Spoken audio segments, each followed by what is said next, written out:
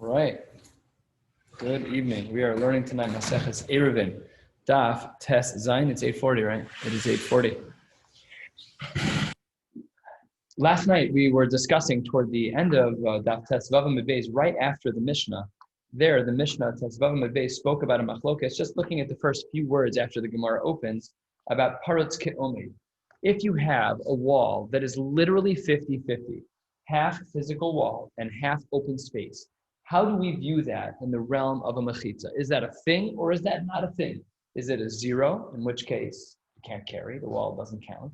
Or is it a perfectly fine, viable wall, in which case one would then be allowed to carry? How do we view that? And we said yesterday that's a machlokas between Rav Papa, who says that 50-50 is just fine, and Rav Huna B'Reid Rav Yoshua, who is of the opinion that it is not fine. And today we're picking up 6 lines from the bottom, and we're going to be attacking each of these shitas based on sources primarily in the Tanaim, and hopefully we'll be able to get a glimpse of how we paskin by the time we get to the end of the day. 6 lines from the bottom, Tes Vavam Beis, Toshma, Hamekare Sukaso B'Shipudin O Be'arucho Samita. Let's say that you take pieces of metal. Shipudin is like a skewer, obviously a larger one that's able to bridge your entire sukkah, or you have a very small sukkah, or a very large skewer, whichever one. It's covering the top of your roof.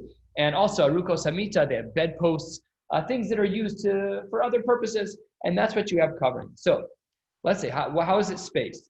Im yesh rebach beinehem kamosan kshera. If the space in between them is like the poles themselves, then it's kosher. What does that seem to imply? That seems to imply that parutz ke'omed is mutter. Because if the space between the poles is like the space of the poles, 50-50, that's parutz ke'omed. Seemingly that should be mutter. If that's the case, then this is a question against the shita of Rav Huna B'Reid Rav Yoshua, who says parutz ke'omed is not okay. Says the Gemara 4 lines from the bottom,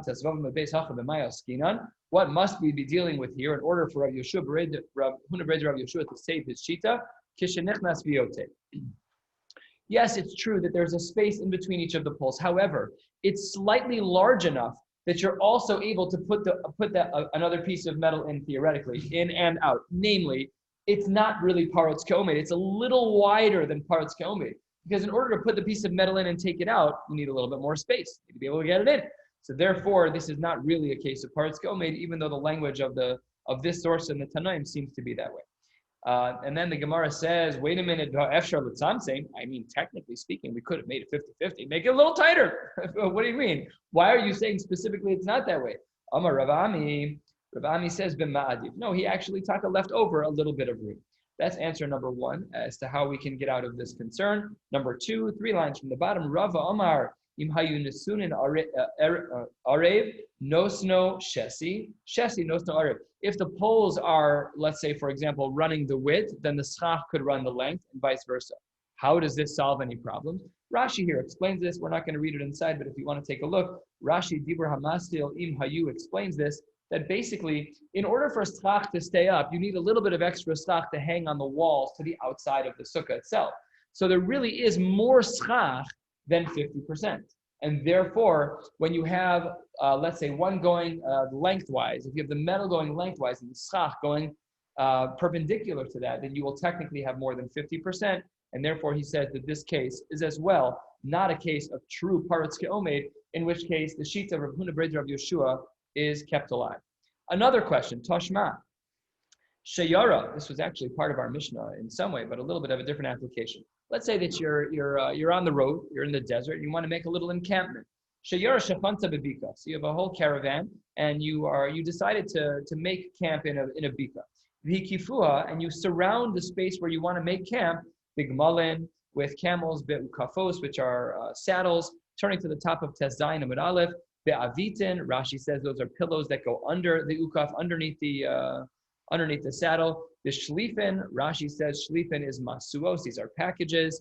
Bekanin, with sticks. Bekolchos, Rashi says kolchos are kalche yerakos, these are bundles of vegetables, basically everything that you have access to, right? You're traveling. You don't have a portable Home Depot. You're not making your Home Depot buckets with a post and a string. You're not doing that. You're doing what you can. This is what you have. So you take everything you can and you want to make it. So what's the parameter here? Top of Tes Zayin Aleph.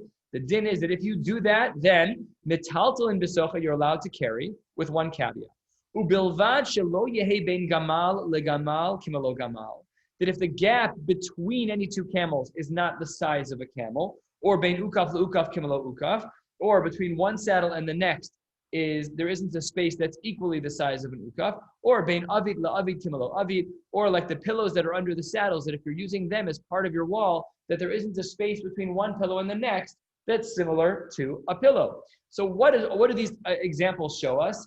It's mutter unless it's paratz ke'omed. What does that imply? That paratz ke'omed is aser. That's against Rav Papa. The question flips to the other person. Now, we started asking a question on Rav Huna Bered Rav Yoshua. Now the Gemara says the other way. No. Now the question's on Rav Papa. How does Rav Papa get out of it? All right, we've seen this already many times. It isn't exactly paratz ke'omed. It's actually, the space is a little wider. Let's call it 55% open and 45% closed. A little cushion room to be able to, at least in theory, move things out of that open space. So says the Gemara that the Rav Papa is able to save face. Now let's ask our third question on this machlokes between Rav Papa and Rav Huna Bered Rav Yoshua. Fair warning, this Tosefta is about 10 lines long, and we'll ask the question at the end. Okay, here's what the Tosefta says. This is a Tosefta in Kilaim, and speaking about the world of Kilaim. It is very, very helpful to know what's going on in this Tosefta to understand much of the rest of tonight's learning. So let us keep our focus for the next couple of minutes intensively. Tashma, fifth line. Nimtes ata omer. In regards to the world of Kilaim, here's what we can say. Shalosh midos b'mechitzos. There are three different brackets of measurements when it comes to mechitzos by Kilaim, and here's what they are. Number one, kol shu pachos mishlosha. Any wall that is less than 3 tfachim.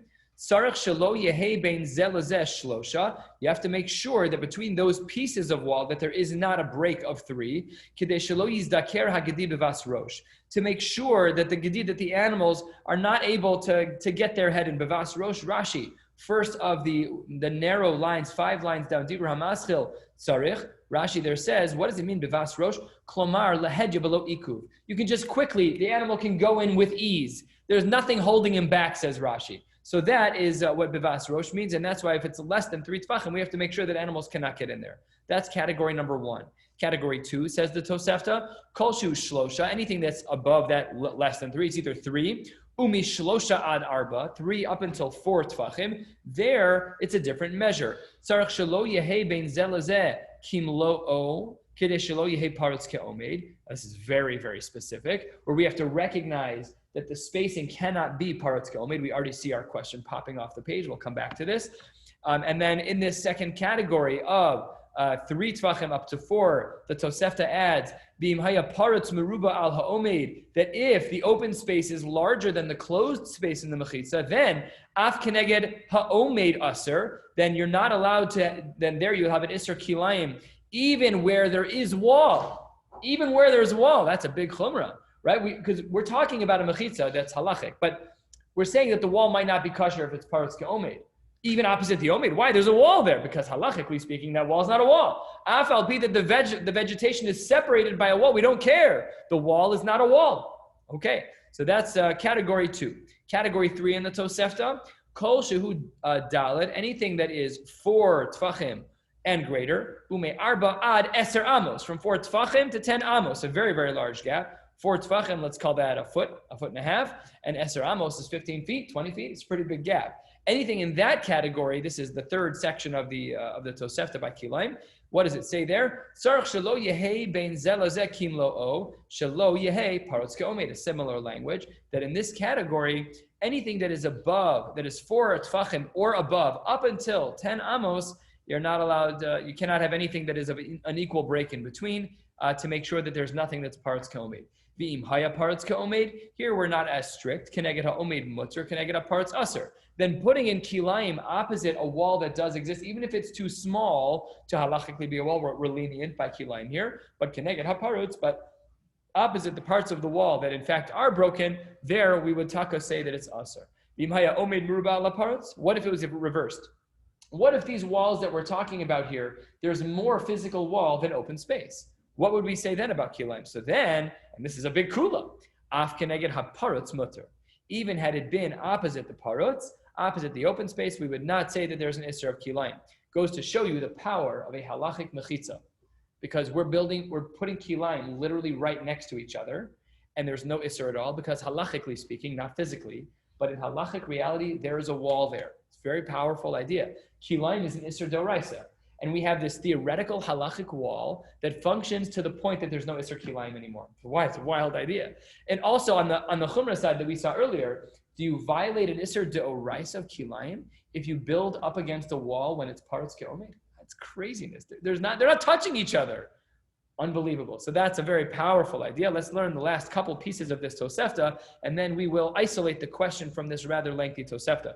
Nifrit Sabayoser Me'eser, famous din, as we saw from the Mishnah on Daf Beis, that if there is a break in the wall that is 10 or greater, then Aser, then you are not allowed to build, you're not allowed to have kilayim there. Last din of the Tosefta.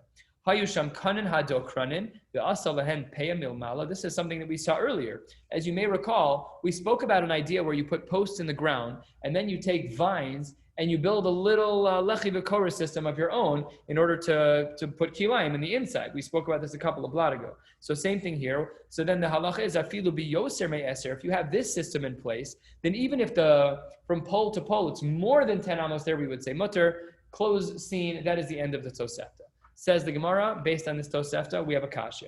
Katani mihas, Reisha, it's not really the Reisha, it's technically the second case, because the first case was up to 3 tvachim. And here it says, Katani mihas, we learn Reisha, mi gimel ve'ad dalid, between 3 tvachim and up to 4. What did we say? Quote, Ubilvad shelo yehe ben zela zekim lo'o. It seems there that you're not allowed to have a break that's equal to the parts of the wall. Well, that seems to say that parutz ke'omed is aser. That's a shaila on Rav Papa. Because Rav Papa on the bottom of Tesvav Amud Beis said that parutz ke'omed is mutter. What do we see in this lengthy Tosefta? We see tiyufta de Rav Papa. That's a big problem. Rav Papa, how do you get out of this? We have a mefurish case. It's very clear here. We don't have to hint about parutz ke'omed. It says parutz ke'omed. It tells us. It's not like esoteric. We're not inferring. It says that you're not allowed to have something that is parutz ke'omed. Amar lach Rav Papa, my milo. What does it mean when it says milo? We're going to give the same answer again. Milo nichnas v'yotze. That's what it means. The word milo does not mean perfect parutz ke'omed, but the same deviated parutz ke'omed, again, 55-45 instead of 50-50. Says the Gemara, in support of Rav Papa, hachanami mistabra. This, in fact, makes sense in the continuation of the Tosefta that we learned. Because midikatani, we learned after that, im haya parutz meruba al ha'omed.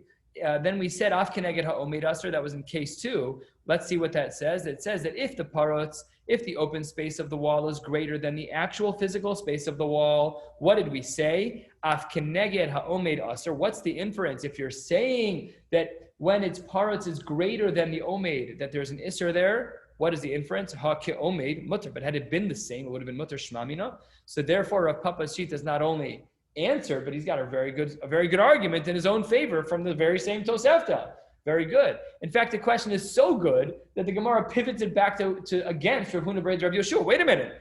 If you have such a good diuk, Rav Papa, that really parutz is ke'omed, and you can prove it from a Tosefta, lema tabit you have to do Rav Huna B'Reid Rav Yoshua. Flipping the question right back. If you're using this Tosefta to prove yourself, why are we not using it to argue against Rav Huna B'Reid Rav Yoshua, who said that it's also parutz ke'omed? No, it's not. It's mutter.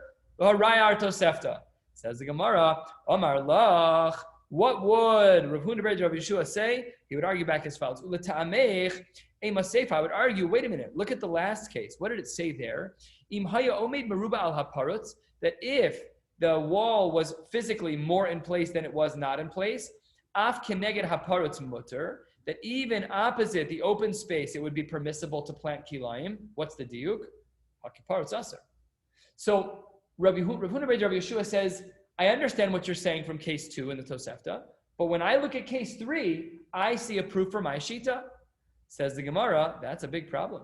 Seifa kasha l'Rav Papa, Reisha kasha l'Rav Huna B'Reid Rav Yoshua. What should we do? The Gemara seems to say that the Tosefta itself has bifurcated itself into 2 shitas. Statement number 2, which focuses on from 3 tvachim to 4, seems to jive very, very well with the shita of Rav Papa. Statement number 3, which speaks about from 4 tvachim to 10 amos, fits perfectly with Rav Huna B'Reid Rav Yoshua. So then what do we do? Who authored this brisa? Who authored the Tosefta? Says the Gemara, 2/3 of the way down. Last of the short lines on Tezayin Amud Aleph, says the Gemara, Seifa l'Rav Papa lo kashya. Why is the Seifa not a problem for Rav Papa, even though it fits perfectly with Rav Huna B'rei Rav Yeshua? Because I did the Tana Reisha Parutz Meruba al HaOmed, Tana Seifa Omed Meruba al HaParutz. As we know, Mishnayos were often written in somewhat of a poetic way to make it easier to memorize. What we're looking at is a kula. This was Eis Lasos Hashem Eferus Orasecha. We're not supposed to have this written down. That was Rabbi Yehuda Nasi's gadlus, that he made a decision that reshaped our learning world. We're supposed to know all of this by heart. At least the Torah Satanaim portions. We're supposed to know by Baal Peh. So when Rabbi Yehuda Nasi wrote the Mishnayos, he wrote them with a certain ease of remembering. So sometimes if you have something in a Reisha, we'll mirror it in the Seifa just for the sake of ease. But really, says Rav Papa, what was in the Seifa was not meant for inference. It wasn't meant for what Rav Huna B'rei Rav Yeshua said in the Seifa. It was only meant for the poetic aspect of the Mishnah to make it easier to remember, for the Tosefta. So therefore, says in the name of Rav Papa, Tana Seifa Omed Meruba al HaParutz, but it wasn't meant for a diuk. It was only meant to mirror the Reisha. And the same would be true for the Seifa, for Rav Huna B'rei Rav Yeshua. Says the Gemara, second of the widest lines, Reisha, the Rav Huna B'rei Rav Yeshua lo kashya. Case, it's not really number 1, it's case number 2, which we're referring to as the Reisha. Case number 2, between the Tfachim of 3 Tfachim and 4, up to 4, 3 to 3.99. In that part of the Tosefta, that's not we said from there that Rav Papa has a raya. Says the Gemara, the Rav Huna B'rei Rav Yeshua, that's also lo kashya. Why? Because I did the Boy Lemisnei Seifa Amud Meruba al HaParutz. Tana Reisha Parutz Meruba al HaOmed. He gives the same answer, but in reverse. Because case 3 had to say what it said, we therefore mirrored it back to case 2. So the language, according to either Shita, can be flipped in order to, not flipping the language, it's more just to say that the language is not specific. You cannot make the diyukim that you want for each of them to prove themselves because it wasn't meant for diyukim. And the only reason they were there was to make sure that the Mishnah was a little bit easier to remember. 3 lines into the widest lines, Tezayin Amud Aleph, all the way toward the bottom. Says the Gemara, Bishlam al Rav Papa, I understand the Tosefta according to Rav Papa. Mishum hachi lo ariv lehu v'tani lehu. This is I would not, without Rashi, this would have been very confusing. And I'm not even going to read Rashi because Rashi is also confusing for me. But this is what Rashi does say. I spent some time on this earlier today. What is Rashi saying? Why don't we combine cases 1 and 2? If according to Rav Papa, parutz is ke'omed, then cases 1 and 2 are parutz ke'omed. So why, according to Rav Papa, did the Tosefta break down case 1 of up to 3 Tfachim and case 2 of 3 to 3.99 Tfachim? Why did he separate those? If what you're saying is that they're all parutz ke'omed, teach them together. So says the Gemara, I understand according to Rav Huna why we separated them. Bishlama, why did we separate them? Because they have different dinim. One is about the Gedi, which is Bokenba, and the second one is parutz ke'omed. Elo the Rav Huna B'rei de Rav Yoshua li arvinu v'lisninu. We really should have put them all together. So says the Gemara, what should we have said? Kolshu pachos mishlosha vishlosha. Within the realms, within the world of Rav Huna B'rei Rav Yeshua, we should have combined case 1 and case 2. Why should we have combined them? Tzarich shelo yehei bein zela zeh shlosha. We should have said the same exact thing because in both cases, Rav Huna B'rei Rav Yeshua would have said that both of them are problematic because of what? Because he holds that parutz ke'omed is usher. So according to the way we understand Rav Huna B'rei Rav Yeshua, this Tosefta should not have 3 categories. It should have 2. It should have number 1 and 2 merged, up to 3, and 3 to 3.9 should be the same because they're both usher for the same reason, which is parutz ke'omed is usher. So that's what the Gemara doesn't understand about the Shita of Rav Huna B'rei Rav Yeshua. So says the Gemara, you're right that Rav Huna B'rei Rav Yeshua holds that both up to 3 Tfachim and between 3 Tfachim and 3.9 are puzzle. You're right.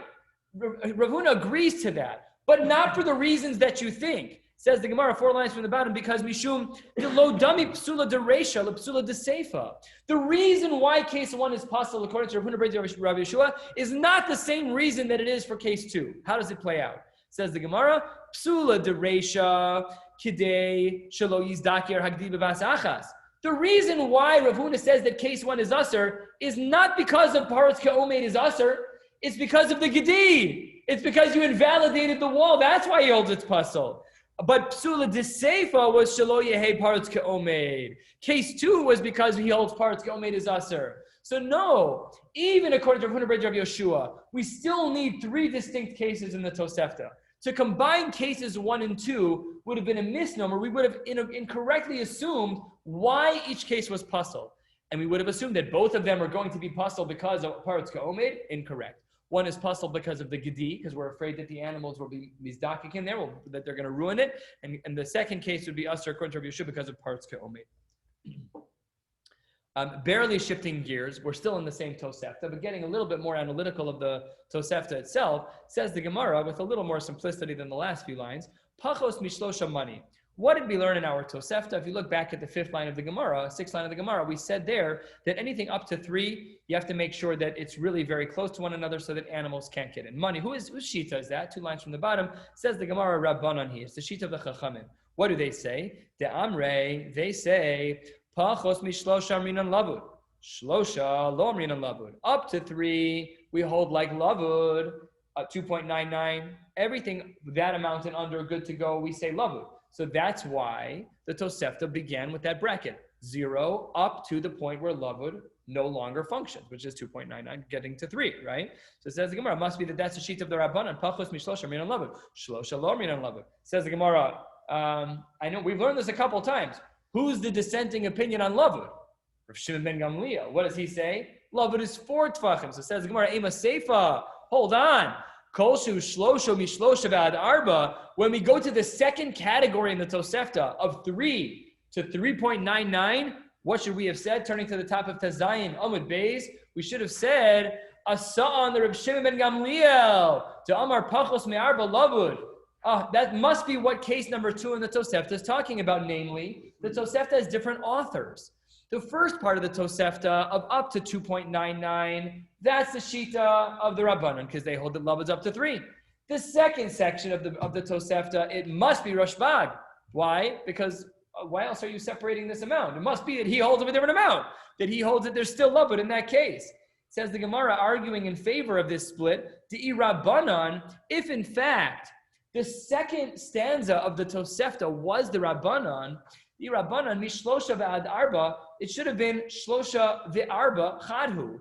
If really we held like the Rabbanan, why would the Rabbanan have separated cases 2 and 3? They're the same. There's no lavud between 3 and 3.99 according to the Rabbanan. So then according to the Rabbanan, if we're basing this distinction on lavud, then what we should have said is if the whole Tosefta is lavud, then there should have been 2 categories. Up to 3 and then 3 and up. But we don't see that. We see that we make a split. We add in that middle nuanced category of 3 to 3.99. It must be, says the Gemara, because that is the sheet of Rav Shimon ben Gamliel. Says the Gemara, no, not correct. Amar Abaye, midureisha Rabbanan, seifa nami Rabbanan. According to Abaye, he says no, just like the first shita, the first stanza of the Tosefta is that shita of the Rabbanan that lavud is up to 3. Seifa also. The Seifa, where it says 3 to 4, the second case of the Tosefta, is also going to be the name of the Rabbanan. What happened to our obvious question of what is the need of category 2? Because according to the Rabbanan, category 2 is not lavud anyways. Lump it in with the larger category. Says the Gemara, Umodu Rabbanan, to kol lemishra kenegdo ika makom arba'a chashiv be'ilo lo chashiv. Says the Gemara, there's a difference between something that's less than 3, where we need to employ the rules of lavud, and something above 3, where even though there's no lavud, but now it's chashuv. Now it's a thing. Now it's an entity in and of itself.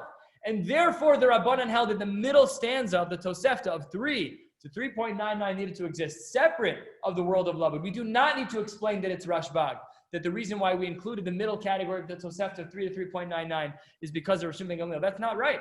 The reason why the Rabbanan included it, and the whole Tosefta is the Rabbanan, the first up till 3, 2.99 is going to be because of lavud. The second category is because it's chashuv. That's the answer of Abaye. Rava Amar, 6 lines down, Tes Zayin Amud Beis. What does Rava say? Mida Sefer Rav Shimon ben Gamliel, Reisha Nami Rav Shimon ben Gamliel. He reverses it. The second case was 3 to 3.99. What does Rav Shimon ben Gamliel hold? Lavud. Because that's what he holds. Lavud's up to 4, right? So then that we understand why we have the middle category. When do we say that we apply the rules of lavud? That's only true by the top of the wall, when you're not near the ground. Aval, first of the long lines. limata, but all the way toward the ground. Slight gears to change here. Kevan dehavya lekimechitza shagdin bokim ba lo amrin an lavud. That even according to the Rav Shimon ben Gamliel shita that lavud is 4, here we still need its own category of 3. We have to prove. Rava needs to prove why we need case number 1.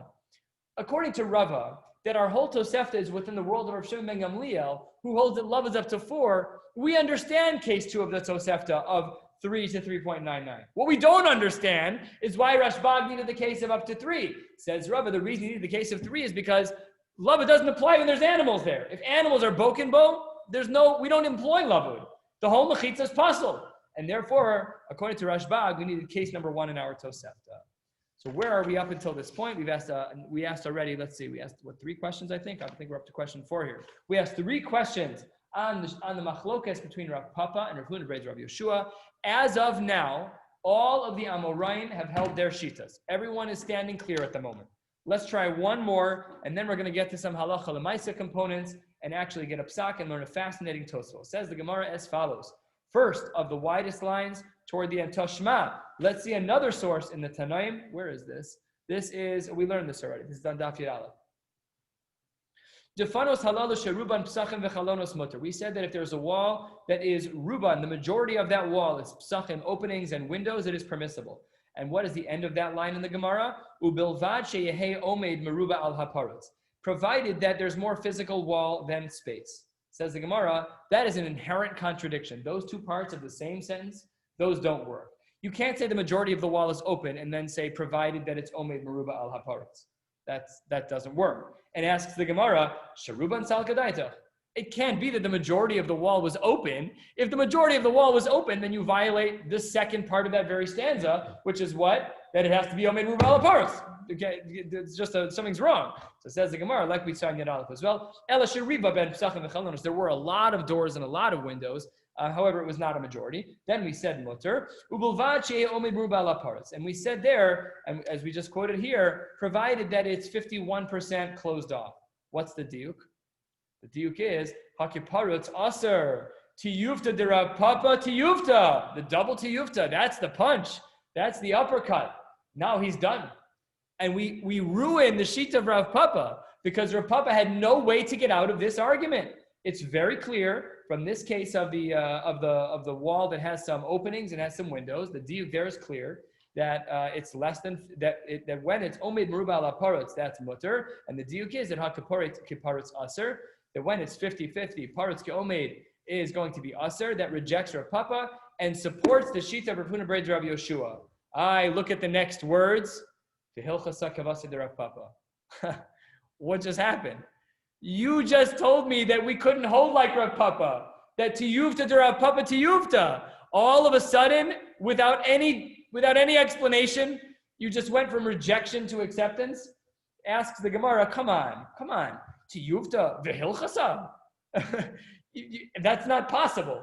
So answers the Gemara, it is absolutely possible. Mishum didaika mas nisan kavase. Because our Mishnah, that we haven't really spoken about too much, but our Mishnah is meduyak like Rav Papa Ditznan. What is our Mishnah, right? Lo yehe pirtos yaseros al habinyan, that you are not allowed to have openings that are greater than the walls. Hakid binyan, had it been 50-50, parutz keomeid mutter.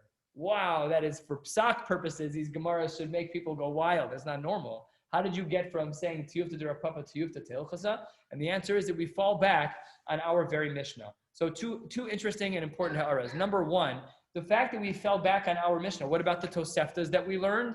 What about everything else that we learned? So we've spoken about this before briefly, but within Psak, there's a pecking order within the Shitas of the Tanaim as to what's more powerful. And a Rebbe Yehuda HaNasi Mishnah is more powerful than a Tosefta. Very powerful idea. So when it comes to Psak, sometimes we have to lean in one way or another. All things being equal, if you put a Tosefta up against the Mishnah is going to win.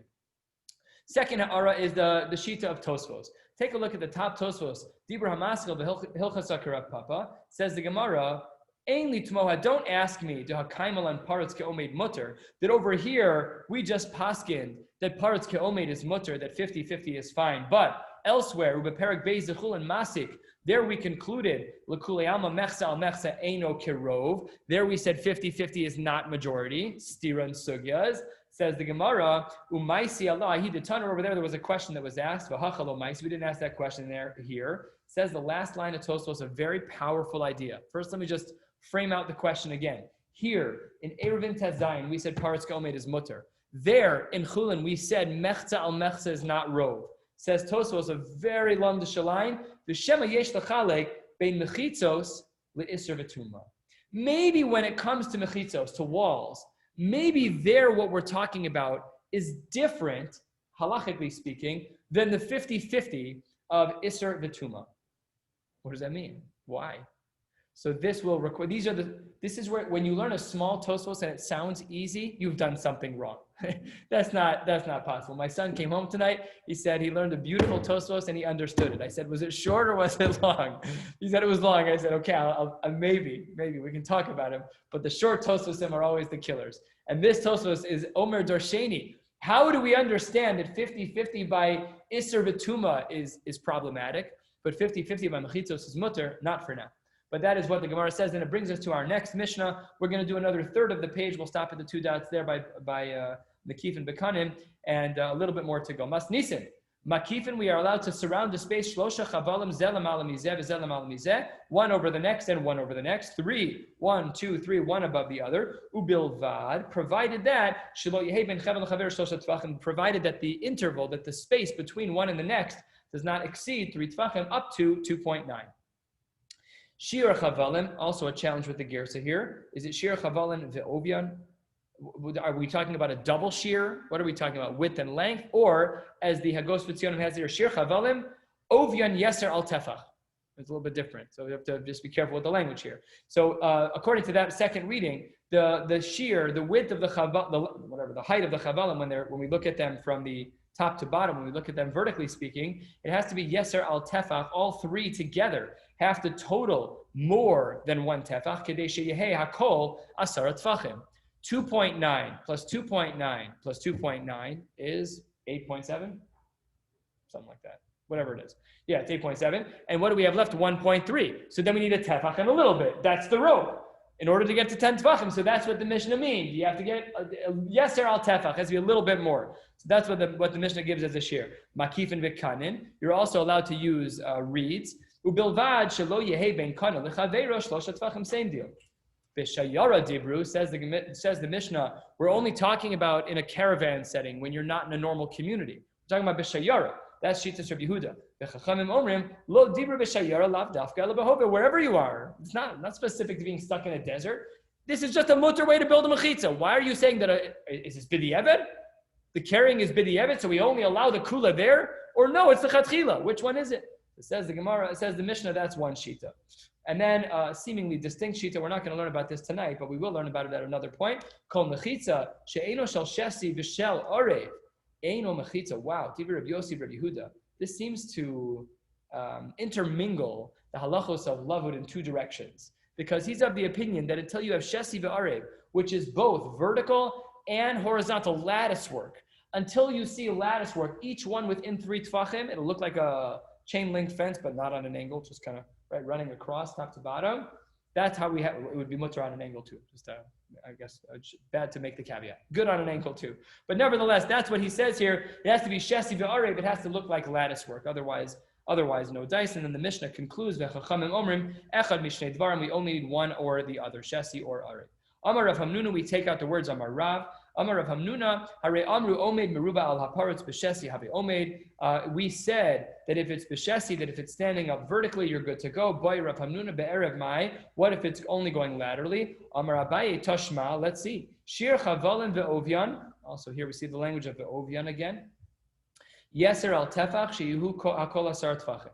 Now the Isa, if you want to say what you're recommending about arev, that you can make the only one directional just horizontally, lama li yeser al tefach. Why then do I need more than a tefach when you add up all the strings? Le'avid, here's what you should have done instead. Le'avid pachos mishlosha, you should have done 2.9 of space from the ground, the chevel mashu, a tiny little rope.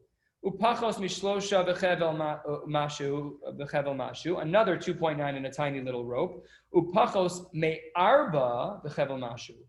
What did he do here? He changed the world of lavud. He said you're doing 2.9 plus 2.9 plus 4.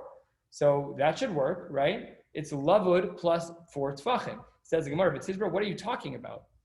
Hi pachos me'arba hechal mokim le. Where are you putting these empty 4 tfachim? 3 options. Imokim le tatay, if you put it at the bottom, that for sure won't work. That animals are going to ruin that mechitza. The open 4 that you're recommending, that's a bad space for them to be at the bottom. Imokim le'ilai, if you put them at the top, that for sure won't work either, because asi avira dehai gisa udehai gisa mevatile. That won't work because it's going to have too much open space and it's going to be mevatel, the 4 tfachim, and then you don't have 10. You don't have a mechitz at all. Imokim le'bemitzei, and if you put these 4 tfachim in the middle, hava le'omed meruba al haparts mishtei ruchos. This is a din that we spoke about already, and we don't paskin this way that we allow for omed meruba al haparts mishtei ruchos. You're not allowed to measure leniently on both ends of omed meruba al haparts. And had you said that, then shamas, we know what would have been the case. We would have assumed omed meruba al haparts mishtei ruchos hava omed, and we don't paskin that way. So what exactly is the recommendation that you're saying of 2.9 very thin rope? What is that? With the 4, the Gemara rejects that. I don't know what you're talking about. It says, Ella Rav Hamnuna hachi kami b'ayel. He was asking a different question. And this is talking about a reed mat. You have a machatzelas, a reed mat that is 7 plus. Let's call it 7.5 tvachim tall. Here's what you did. V'chakak ba gimel, v'shavak ba dalet. You carved out 3 of the 7.5 and you left over the remaining. V'shavak ba dalet umashu. You left over the little bit. The ukme b'pachos mi gimel. So here's what you did. You put it right below. It's basically a reed mat with the outer frame is still intact. The outer frame is still intact. You carved out the 3 of the tvachim in the middle, so you have 4 at the top and a mashu at the bottom. So there's still some kind of frame. And there's lavud in the middle to connect one side of the machatzelis, one side of the mat to the other. So it says the Gemara, if you put it within 3 tvachim of the ground, would that work? How does the math work? The math works like this. You have less than 3 tvachim, and then you get to the reed. Then there's that one part of the reed mat which is in place. Then you have less than 3 of the parts you cut out of the mat, and then you have the 4 remaining at the top. You get to 10. 3 plus 3 plus 10 works out perfectly. Says the Gemara, that was his question. That was the question of Rav Hamnuna. Does that work? He asked this question of Rav, and later Rav Ashi answered the question. Rav Ashi Amar, no, that's a mechitza tzluya. And we've already learned about a mechitza tzluya, where it only works in water. Mechitza tzluya ibayale. That was basically what he was asking, was about a mechitza tzluya. Kidba minei Rav Tavla me Rav. Mechitza tzluya mausha tatir b'churba. We asked this question a couple of blot ago. Do we allow a mechitza tzluya, mechitza that's hanging, where there's a 3 tefach gap at the bottom? Amar le ein mechitza tluya materes ela b'mayim. We only allow for mechitza tluya to be utilized in water. Kal hu she'kilu chachamim b'mayim. It is a leniency that we have by water that does not apply on ground, and that was the answer to the question of Rav Hamnuna. We will stop right here. Tomorrow's Wednesday. Yeah. Say Tuesday. So tomorrow's Wednesday. So we'll just do tomorrow night Daf Yud Zayin, ending the parak. Emir Hashem, Baruch Hashem. Very excited to end the first parak, and then we'll get to start the next one of Osin Pasin. Wishing you all a beautiful night.